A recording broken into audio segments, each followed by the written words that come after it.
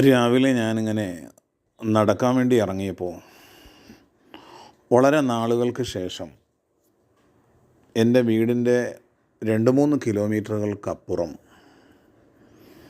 ഒരു ഗുഡ്സിൽ ഒരു പാവം മത്സ്യക്കച്ചവടക്കാരൻ വളരെ ഫ്രഷായിട്ടുള്ള മത്സ്യം കൊണ്ട് വിൽപ്പന നടത്തുന്ന, വർഷങ്ങൾ കൊണ്ട് അയാൾ ആ തോപ്പുമുക്കെന്ന് പറയുന്ന പ്രദേശത്ത് മത്സ്യക്കച്ചവടം നടത്തുകയാണ്. അങ്ങനെ ഞാൻ നോക്കുമ്പോൾ അയാളുടെ ഉപ്പയാണ് അവിടെ കച്ചവടം നടത്തുന്നത്. പക്ഷേ 2-3 ആഴ്ചക്കാലം കൊണ്ട് കുറച്ച് നാളായിട്ട് അദ്ദേഹത്തിൻ്റെ മൂത്ത മകനാണ്, വലിയ പ്രായമൊന്നുമില്ല, ഒരു 10-18 വയസ്സുള്ള ഒരു മകനാണ് വാപ്പയ്ക്ക് പകരം അവിടെ നിന്ന് കച്ചവടം ചെയ്യുന്നത്. മത്സ്യം വാങ്ങിയിട്ട് ഞാൻ ചോദിച്ചു, ഉപ്പ എവിടെയാണ് മോനെ? അപ്പോഴാണ് ആ മകൻ എന്നോട് വന്ന് വളരെ സങ്കടത്തോടെ പറഞ്ഞത്, ഉപ്പയ്ക്ക് ക്യാൻസർ വന്നിട്ട് അത് 4th സ്റ്റേജാണ്. ഇപ്പോൾ ഏകദേശം 3-4 മാസത്തോളമായി.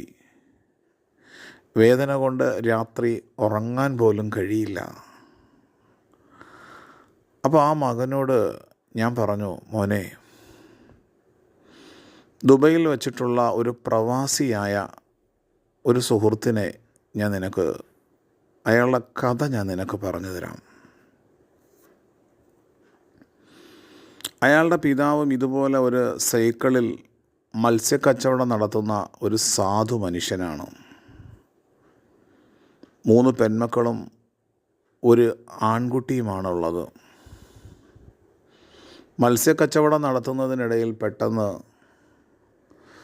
ഒരു ദിവസം അദ്ദേഹം സൈക്കിളിൽ നിന്ന് താഴെ വീണ് അപകടം പറ്റി വീട്ടിൽ കിടപ്പിലായി. വീട്ടിൽ കഞ്ഞി കുടിക്കാൻ മറ്റൊരു മാർഗവുമില്ലാത്തതുകൊണ്ട് ഈ ഏക മകൻ തന്നെ മത്സ്യക്കച്ചവടം ആരംഭിച്ചു. പഠനം വഴിയിലായ ആ മകൻ മത്സ്യക്കച്ചവടം നടത്തിയതിനിടയിൽ ആ പിതാവ് മരണപ്പെട്ടു. ഇവൻ അബുദാബിയിലേക്ക് പോയിട്ട് അവിടെ ഒരുപാട് പ്രയാസങ്ങൾ അനുഭവിച്ച് ഈ പെങ്ങന്മാരെയെല്ലാം നല്ല രൂപത്തിൽ വിവാഹം ചെയ്തയച്ചു.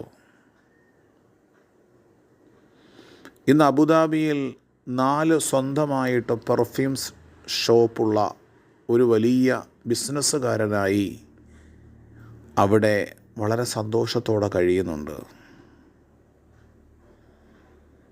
ആ ചെറുപ്പക്കാരൻ എന്നോട് പറഞ്ഞു, ഞാൻ നാട്ടിൽ മത്സ്യക്കച്ചവടം എൻ്റെ കയ്യിൽ നിന്ന് മീൻ വാങ്ങിയിട്ടുണ്ടായിരുന്ന ആൾക്കാർ അവർ ഈ ഷോപ്പിലും വരും.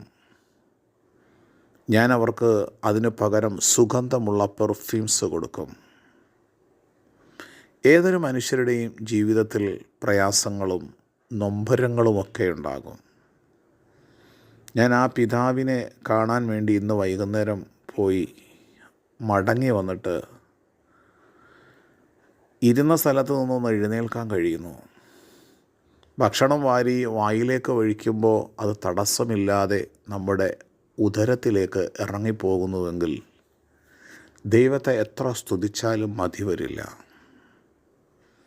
ഈ ലോകത്ത് ഒരുപാട് മനുഷ്യർ വേദനകളും കഷ്ടപ്പാടും പ്രയാസങ്ങളും അനുഭവിച്ചു കൊണ്ട് ജീവിക്കുന്നു.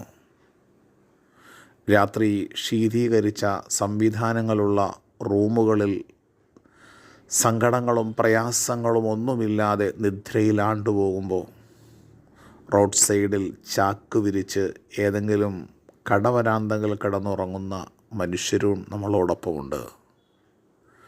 രാത്രി പട്ടിണി കിടന്നുറങ്ങുന്ന മനുഷ്യരുമുണ്ട്.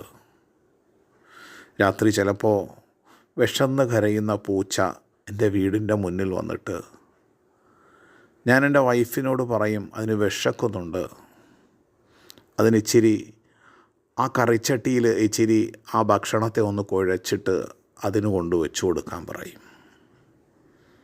ഏതൊരു ജീവിക്കാണെങ്കിലും മനുഷ്യർക്കാണെങ്കിലും ഒരാശ്വാസം ദൈവം വലിയ ദുരന്തങ്ങളിൽ നിന്നും ദുരിതങ്ങളിൽ നിന്നും ദൈവം നമ്മെ കാത്ത് സംരക്ഷിക്കട്ടെ.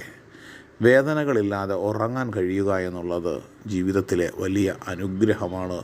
ദൈവം നമ്മെ അനുഗ്രഹിക്കട്ടെ. നന്ദി, നമസ്കാരം.